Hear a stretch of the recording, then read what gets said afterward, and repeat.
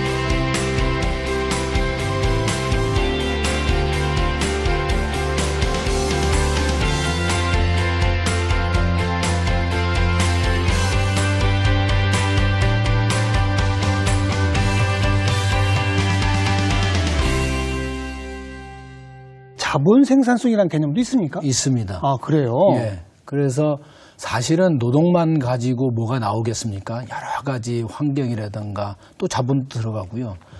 또 심지어는 노동만 하더라도 내가 시키는 대로 하는 것과 능동적으로 하는 것과 차이가 있습니다. 차이가 있죠. 예. 그래서 사실은 그 문화가 매우 중요한데요. 스스로 능동적으로 할 수 있는 문화를 만들게 되면 같은 투입으로도 생산성을 높일 수 있다, 이런 얘기가 그렇죠. 되고요. 네. 자본 문제에 대해서는 단순히 돈을 투입한 문제도 있을 수 있지만 뭐 자동화라든가, 그렇죠. 또 새로운 뭐 R&D를 한다든가, 예. 뭐 여러 가지 요소가 포함이 되는데 그렇게 간단치는 않지만, 그러니까 그게 하나의 생산성을 측정하는 대표 지표인 것이지 그게 모든 것을 말하는 건 아니다. 이렇게 말씀드릴 수가 있을 것 그럼 같아요. 이거는 생산성 지표 지수를 내 가지고 국가 간에 비교를 하잖아요. 예, 그렇습니다. 그때는 동일한 투입 요건을 다 측정을 해놓고 비교하는 겁니까? 각 국마다 같은 이제 통계를 산출해서 그것으로 이제 비교를 하기 때문에 예. 어떻게 보면 기준치가 같다는 얘기죠. 환경은 약간씩 다르지만 네, 그래서 네. 비교 가능하다 이렇게 말씀을 드릴 수가 있을 것 같습니다. 그렇게 비교했을 때 예. 우리나라 현재 생산성은 어떻게 되고 OECD 다른 주요 국가랑 비교하면 어떻게 됩니까? 노동 생산성을 얘기할 때는 1시간당 투입돼서 얼마를 벌어들이냐 예. 이걸 얘기를 하게 됩니다. 예. 그럴 때 우리나라의 시간당 노동 생산성은 34.3달러로 얘기를 하고 있는데 1시간 일해서 34.3달러를 3달러 정도를 산출한다. 그렇게 얘기하는데 보통 이제 OECD 국가 기준을 비교를 많이 합니다. 예. 거기에 24개 국가 중에서 우리가 17위로 좀 열악한 수준에 있다 이렇게 얘기를 하는데요. 그러네요. 이걸 비교를 해보면 아일랜드 같은 경우가 우리가 아일랜드 되게 북유럽 국가들이 그렇죠. 우리보다 한 3배 이상 생산성이 높고요. 3배나? 네. 그리고 이제 미국, 독일 같은 나라보다는 우리가 반 수준밖에 안 되고요. 우리하고 경제 규모가 스페인이 비슷한데요. 거기보다도 우리가 71% 정도 수준에 머무는 그런 상황입니다. 예. 우리가 산업을 막 읽어왔을 당시에는 10% 이상의 생산성이었는데 지금 10년 동안 생산성이 1% 혹은 마이너스 생산성을 기록한 지금 이런 상황으로 있습니다. 그러면 노동 생산성이 자꾸 올라가야 되는데 올라가지 못하고 오히려 줄어든다? 네. 그래요? 예. 그 이유가 어디에 있다고 보십니까? 여러 가지가 있는데요. 우리는 그동안 압축 성장을 하면서 예. 어떻게 보면 선진국이 만들어 놓은 걸 빨리 따라잡으면서 성장을 해왔습니다. 배우면서 성장했죠. 그렇습니다. 그리고 또 그때 당시는 국민들이 저임금도 참아내고 네.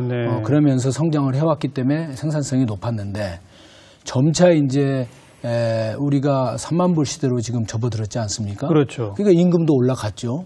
그 임금 올라가면 바로 이제 생산성을 낮추는 요소가 될 수가 있는 거죠. 시간당 투입 비용이 증가하니까. 그렇습니다. 예. 그리고 이제 국제 경쟁도 치열해지고 그러면 이제 뭐 품질 제고 노력이라든가 다양한 이 투입 비용이 많아지게 되죠. 그런데 이제 그것을 우리가 극복하는 것은 품질 경쟁을 못하니까 노동 투입을 증가시켜 왔습니다. 그래서 우리가 지금 많은 노동 투입을 하는 세계에서 지금 그 노동 투입량이 3위인 국가인 것이죠. 최장 근로시간. 그렇습니다. 그렇죠. 네. 그래서 지금 정부가 그걸 우리가 이렇게 계속 가서는 안 되겠다. 이제는 4차 산업혁명 시대에 맞는 신성장을 해야 되는데 그리고 우리가 여러 분야에서 이제는 앞서가는 그 국가가 됐는데 여전히 많은 부분에서는 노동 투입이 지나치게 많은 그런 상황에 있는 것입니다. 그런데 여기에 또 우리가 간과할 수 없는 요인이 하나 있는데요. 뭐죠? 우리 이 경제가 그동안 이렇게 성장해 오면서 대기업이 많이 이끌어 왔습니다. 거기에는 중소기업이 같이 참여를 했죠. 그렇죠. 그래서 중소기업이 대기업에 의존하는 정도가 80% 정도 되고요. 하청을 받는 게 한 35% 정도 됩니다.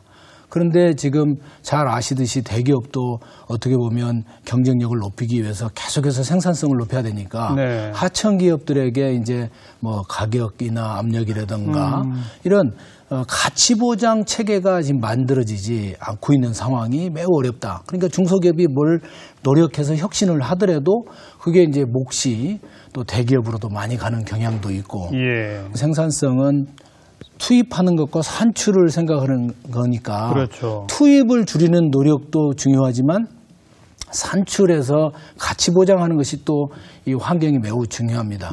그래서 이제 정부가 지금 평평한 운동장을 만들어서 거기서 기업하기 좋은 환경에서 공정 경쟁도 하고 또 공생하자. 대기업과 중소기업이 상생하는 그런 플랫폼 기반의 경제도 하자. 이런 것들도 정책을 같이 피는 것은 바로 중소기업들의 그런 생산성을 노력한 만큼 보상되는 구조를 만들기 위한 그런 측면이 있습니다. 그 얼핏 들으면 노동 생산성, 예. 노동자가 1시간 일해서 얼마만큼의 산출을 얻어내느냐 이렇게 개념 좀 되지 않습니까? 예. 얼핏 들으면 노동자들이 얼마나 게으름 안 피고 열심히 일하느냐라고 생각하기 쉬운데 예. 그건 아니군요.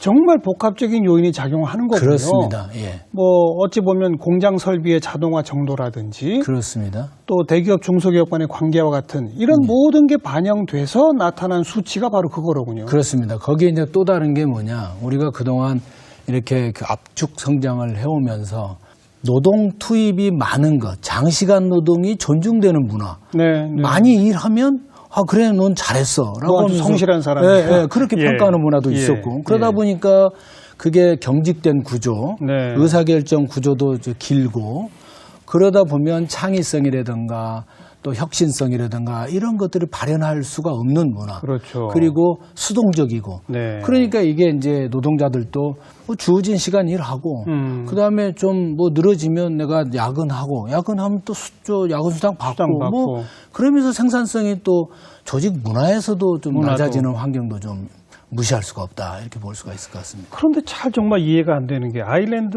굉장히 작은 나라지 않습니까? 예. 그런데 1시간 일에서 나타나는 산출이 우리의 3배가 된다? 그렇습니다. 그게 어떻게 가능한가요? 그 아일랜드나 이제 북유럽 국가들은 인구도 작습니다. 그리고 자원도 별로 없습니다. 그런데 이제 거기는 기본적으로 지금 GNP 수준도 매우 높은 높죠. 상황이고 네. 또 행복 지수도 높습니다. 예, 예. 사실 우리는 그동안 엄청난 노동 투입하고 스트레스 받고 또 이 아이들 교육하기 위해서 또 많은 돈도 좀 벌어야 되고 뭐 예. 여러 가지가 어려워서 행복 예. 지수가 뭐 낮지 않습니까? 예, 예. 그런데 그런 북유럽 국가들은 교육도 이미 창의를 도와주는 교육, 맞아요. 어린이 하나도 다 우리 아이다 책임지는 교육, 네. 이런 교육으로 이미 교육 환경이 바뀌었습니다. 그렇죠. 그러다 보니까 거기에서 이제 창의성이 나오고 혁신성이 나오니까 그 창의성과 혁신성은 새로운 가치를 창출해내고 신성장을 만들어내고 그러니까 고부가가치 구조로 되어 있습니다. 우리는 사실은 어떻게 보면 인천대교 같은 걸 만들어도 우리나라 대기업이 수주를 했는데 실제 엔지니어링 고도의 설계 부분은 전부 유럽 기술자들이 와서 합니다. 우리는 그냥 단순 작업이고 아주 저부가가치 네, 구조입니다. 네. 그래서 우리 그런 저부가가치 구조를 개선하는 노력 이게 중소기업만 가지고 되지 않고 또 우리 국가적으로 공정 경쟁도 있지만 조직 내에서 창의성을 막 북돋아주는 환경. 예. 그래서 이 직장 사실 또 이런 것도 있습니다. 같은 노동자라 하더라도 어떤 사람 일을 시키면 하루에 끝내는 분이 있는가 하면 네네. 어떤 분은 일주일이 걸려요. 맞아요. 특히 소프트웨어나 프로그램은 이 개발 역량이 굉장히 차이가 납니다. 네. 그래서 역량 개발에 대한 노력, 직원들의 이걸 해야 되는데 지금 당장 공장 돌려야 되고 일해야 되는데 시간이 없으니까 정부에서 중소기업들에게 한 70%, 80% 정도의 교육비를 지원을 하는데 그거 못 씁니다. 그러다 대기업이 있으니까 대기업은 또 그걸 또 막어요. 네. 그래서 이런 어려운 환경을 극복해 주는 것은 제 생각에는 매우 시급한 게 가치 보장. 중소기업들이 가치가 보장될 수 있는 환경을 만들어주는 것이 매우 중요한 것이 아닌가라는 생각도 해봅니다. 오늘 이제 차근차근 예. 그렇다면 우리가 어떻게 하면 이 생산성을 높여갈 수 있는지 말씀을 듣겠는데 듣기 바로 직전에 여기서 하나 정리하고 넘어갈 게 그겁니다. 대한민국의 생산성은 지금 이 모양인데 왜 임금만 올리고 근로시간만 단축하느냐라고 하면서 노동자 탓을 하는 논조들이 많이 보인단 말이죠. 지금 우리 회장님 강조해 주신 것처럼 물론 노동자 탓도 일부분 있습니다만 이 생산성, 앞에 노동이 붙여서 노동 생산성이라 하더라도 그게 OECD 평균에 우리가 하위라고 하는 게 전부 노동자 탓인 건 절대 아닌 거죠. 네, 그렇습니다. 이 생산성을 높이려면 노동자만 닥달해서는 되는 문제가 아닌 거죠. 예, 그렇습니다. 많은 게 바뀌어야 되는 거죠. 그렇습니다. 예, 방금도 쭉 말씀드린 네. 것이 아마 그 내용이 담겨져 있는데 막연한 우려 있는 것은 사실이고요. 또 현실적으로 이렇게 살펴보면 그동안 우리가 너무 많은 것을 노동 의존도에 해온 것은 사실입니다. 예. 그래서 이게 이제 52시간을 이제 7월 1일부터 시행을 하고 네. 또 약간 유예 기간을 둬서 이제 내년부터는 이제 법 적용을 엄격히 하겠다고 했고 그렇죠. 그런 와중에 이제 정부도 지금 현장의 목소리를 많이 듣고 있습니다. 저도 그 2월 14일 취임 이후에 오자마자 지금 한 60회 이상 매주 두세 차례 중소기업 CEO들하고 만나고 현장에도 가고 들으면 그런 우려의 목소리들이 있는 게 사실입니다. 그러면서도 한편으로는 정부가 좀 이런 거 해주면 좋겠다 이런 얘기도 있거든요. 그래서 그런 우려가 있음에도 불구하고 우리가 이제 근로자의 삶의 질의 개선 그리고 기업도 그걸 통해서 경쟁력도 강화하고 그래야죠. 그리고 이제 또 일자리도 만들어내는 네. 이런 어떤 선순환 체계를 만들고자 정책을 하고 있어서 희망적으로 좀 했으면 좋겠고 또 저희들도 그런 역할을 하고자 합니다. 네. 그런 와중에 이제 한 말씀을 드리면 이제 우리 사회가 굉장히 다변화됐습니다. 예. 그러기 때문에 일자리도 다양하고 노동 조건도 굉장히 다양합니다. 그리고 이제 또 다른 측면은 일의 질도 생각을 해야 되는데 네. 일에 하는 시간과 양 이것만 또 따지게 됩니다. 그래서 정책적인 측면에서는 좀 다양한 환경을 반영하는 이제 조금 보완하는 네. 노력이 지금 아마 이제 막 연구가 되고 있고요. 준비하고 있다고 하죠. 네. 기업 입장이나 노동자 입장에서도 일의 양이 아니라 질적인 측면으로 이제 전환하고 그렇죠. 고려하는 그렇죠. 환경을 또 만들어서 하는 그런 노력들을 할 필요가 있다고 생각을 합니다. 네. 그래서 제가 이제 좀 고민을 해보니까 기업의 입장, 또 노동자의 입장, 예. 또 소비자의 입장에서 지금 이 52시간 문제를 받아들인 것을 생각을 했거든요. 네. 기업의 입장에서 보면 대체로 대기업은 착착 준비를 해가고 있습니다. 정부의 정책에 호응해서. 근데 이제 중소기업이 이제 애로사항이 있는 부분이 좀 디테일에 들어가니까 뭐 악마가 있다고 그런 부분이 조금씩 좀 문제가 있는데. 보이죠. 예. 예를 들어서 시간을 단축하게 되면 그동안 뭐 야근도 하고 했던 그것을 위해서 결국 이제 추가 사람을 뽑아야 되잖아요. 뽑아야 되는데 뽑을 돈은 없고 이 산출물은 똑같고 네. 투입이 더 늘어나게 되니까 결국은 원가 상승에 부담이 되죠. 가격 경쟁력 하락으로 이렇게 이제 생산성 저하로 나타나게 되는 그런 고민을 안 할 수가 없는 겁니다. 네. 그런데 이제 또 한편으로는 공장 자동화나 스마트 공장을 도입하기 위해서 정부가 지금 지원을 하고 있거든요. 네. 그 지원 정책이 또 뭐하고 연결이 되냐면 일자리 창출하고 연계가 돼서 네. 그런 이제 또 에러가 좀 있더라고요. 예. 그다음에 이제 노동자 입장에서 보면 대체로 고소득의 대기업 노동자들은 지금 이제 상당히 생활이 달라져 가고 있다고 합니다. 맞아요. 예. 저녁에 학원들 다니시고 학원 다니고 이제 맞아요. 체력 단련하고 그다음에 밤에 야근에 이제 이 회식 자리도 좀 많이 없어지고. 줄고. 예. 그런데 이제 중소기업 노동자들은 노동 시간이 주니까 아무래도 노동 강도에 대한 요구가 오게 되죠. 네. 노동 스트레스가 오고 한편으로는 이제 그동안 그 야근이나 특근 수당을 받았는데 그게 이제 사라지게 됐습니다. 임금은 줄어들고. 예, 그러니까 뭐 그런 말까지 나오더라고요. 저녁은 있는데 밥이 없다. 그런 말도 나올 정도인데 네. 그러다 보니까 이제 아무래도 투자 고민을 하게 돼서 더 이제 스트레스가 있을 수 있는 환경도 이제 일부 보이는 것 같습니다. 네. 소비자 입장에서는 그동안 이제 우리나라가 가장 그 서비스라든가 뭐 밤 11시, 12시에도 막 물건 사러 가면 팔고 그랬거든요. 네. 그 이제 그런 불편함이 일부 이제 나타날 것 같습니다. 예, 그러나 그것도 이제 좀 극복이 되리라고 보여지고요. 네. 어쨌든 그 정부가 노동시간 총량제, 연 총량제로 좀 유연성을 좀 부여하게 되고 또 이제 기업은 기업 나름대로 노동자의 어떤 근로 의욕을 고취시키면서 스마트 공장이나 또는 자동 소프트웨어 환경을 만들어서 업무 이제 능률을 높이는 환경을 만들고 네. 또 이제 이 노동자들도 스스로 이제 업무 시간을 이제 어떻게 보면 좀 집중하게 하는 그런 환경이 만들어지게 되면 조만간 지금 정부의 정책대로 우리의 환경도 행복 지수를 높이는 방향으로 가지 않을까 뭐 이런 긍정적으로는 생각을 하고 있습니다. 가야 할